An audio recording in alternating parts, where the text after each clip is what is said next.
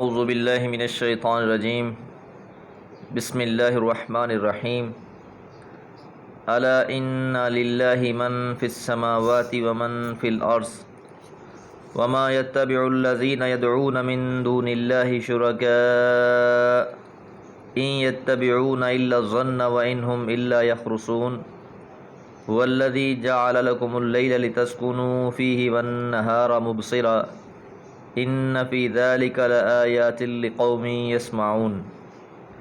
سورہ یونس آیات 66 اور 67۔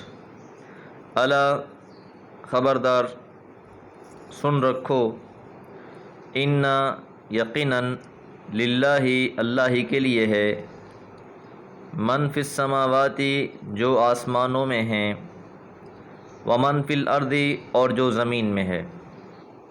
ویسے تو آسمان اور زمین کی ہر چیز کی ملکیت بھی اللہ تعالیٰ کی ہے، ہر چیز کا مالک اور خالق اللہ ہی ہے۔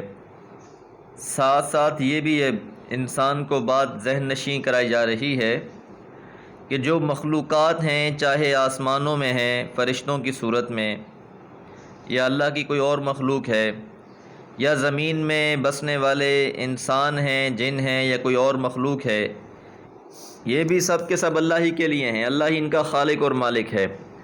توحید کو سمجھانے کے لیے ایک اور بات سامنے رکھ دی گئی ہے کہ اچھی طرح کان کھول کر سن لو کہ آسمان اور زمین میں جو بھی ہیں، خواہ فرشتے ہیں یا جنات یا انسان، سب اللہ ہی کی مخلوق ہیں اور اسی کے مملوک ہیں۔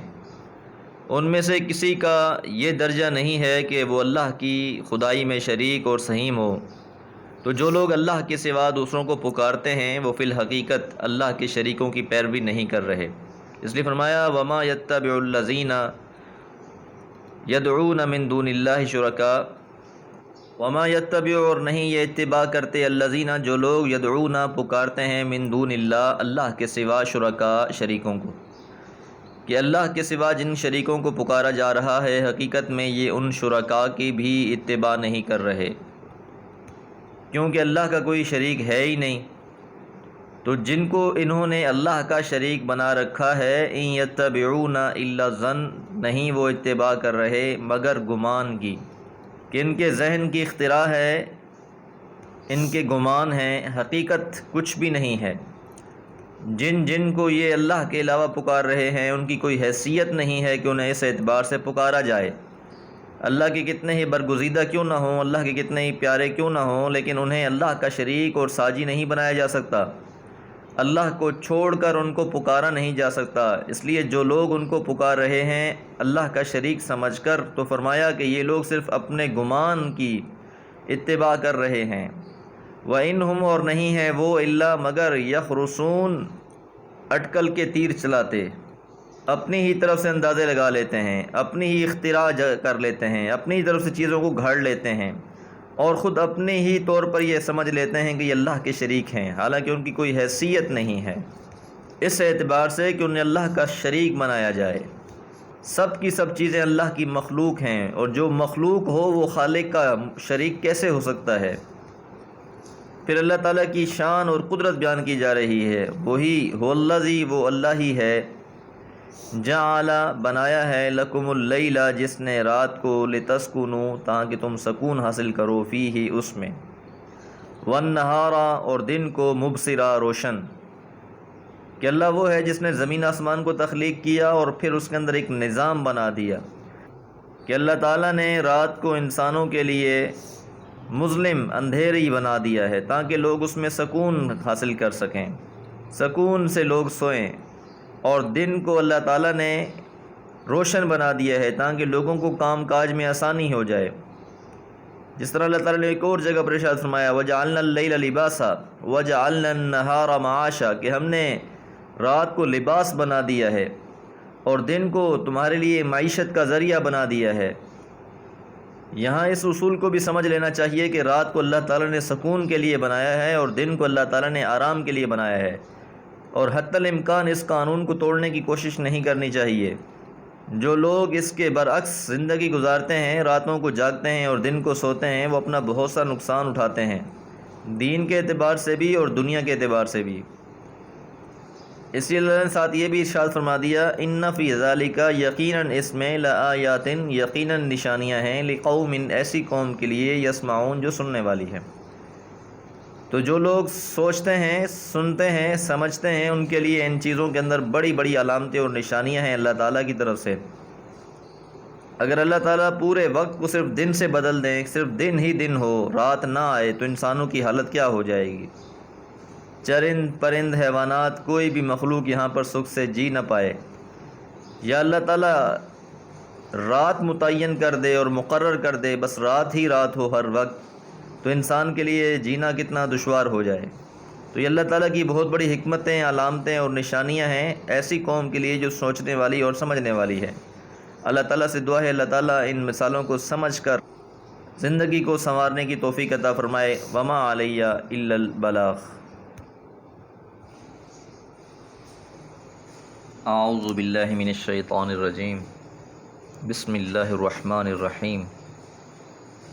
قالوا اتخذ اللہ ولدا سبحانہ هو الغنی له ما فی السماوات وما فی الارض ان عندکم من سلطان بهذا اتقولون علی اللہ ما لا تعلمون قل ان الذین یفترون علی اللہ الکذب لا یفلحون متاع فی الدنیا ثم الینا مرجعهم ثم نذیقهم العذاب الشدید بما كانوا یکفرون۔ سورہ یونس آیات 68 سے 70۔ قالوا انہوں نے کہا، اتخذ اللہ ولدا اللہ تعالیٰ نے اولاد بنائی ہے، یا اللہ تعالیٰ کی اولاد ہے۔ سبحانہ وہ تو پاک ہے۔ یاد رہے کہ یہودیوں کا عقیدہ حضرت عزیر کے بارے میں یہ تھا کہ وہ اللہ کا بیٹا، اور عیسائیوں کا عقیدہ حضرت عیسیٰ کے حوالے سے یہی، اور اہل مکہ فرشتوں کو اللہ کی بیٹیاں قرار دیتے تھے۔ اور یہاں عقائد مشرکین عرب کے زیر بحث ہیں۔ تو اللہ تعالیٰ نے لفظ سبحان کے ساتھ کہ اللہ تعالیٰ تو پاک ہے، اس کا کوئی ہمسر نہیں، اس کی کوئی اولاد نہیں، یہ بات اللہ کی صفات اور الوہیت کے منافی ہے کہ اس کے لیے اولاد مانی جائے۔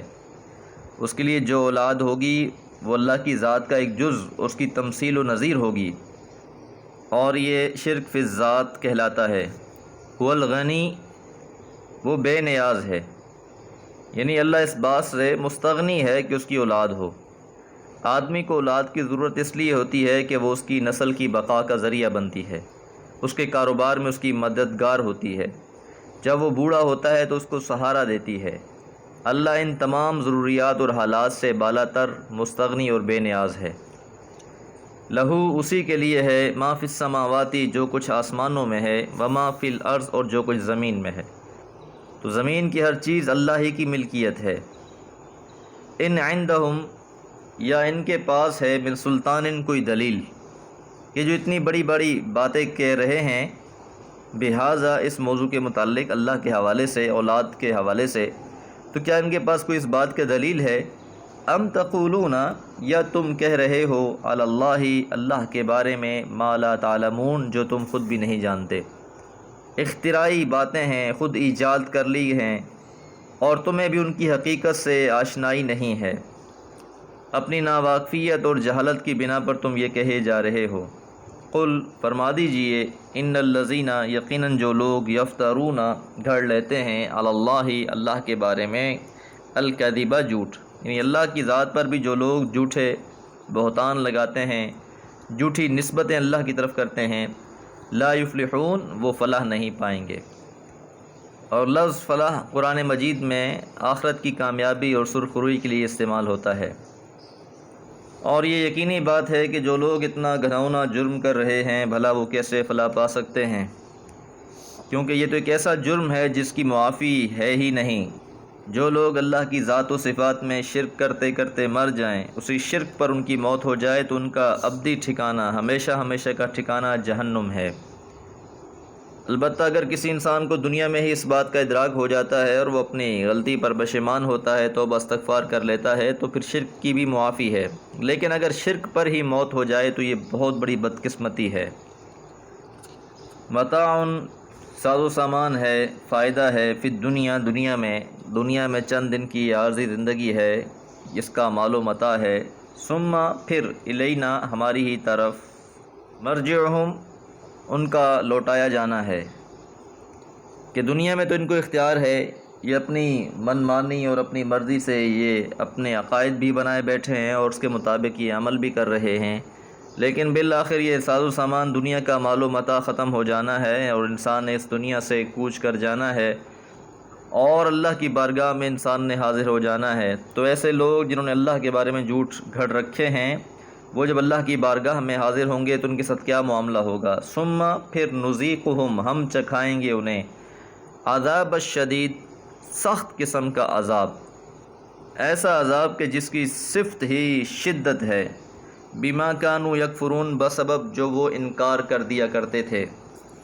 تو دنیا کی زندگی میں نہ انہوں نے قرآن کی بات مانی، نہ رسول کی بات مانی، اور اپنی ہی من مانی میں مشغول رہے، اور آج قیامت کے دن یہ شدید عذاب کے مستحق ٹھہرے ان کے اپنے اعمال کے سبب۔ اللہ تعالیٰ سے دعا ہے اللہ تعالیٰ ہر قسم کے شرک اور اس کی اقسام سے بچنے کی توفیق عطا فرمائے۔ وما علیہ الا البلاغ۔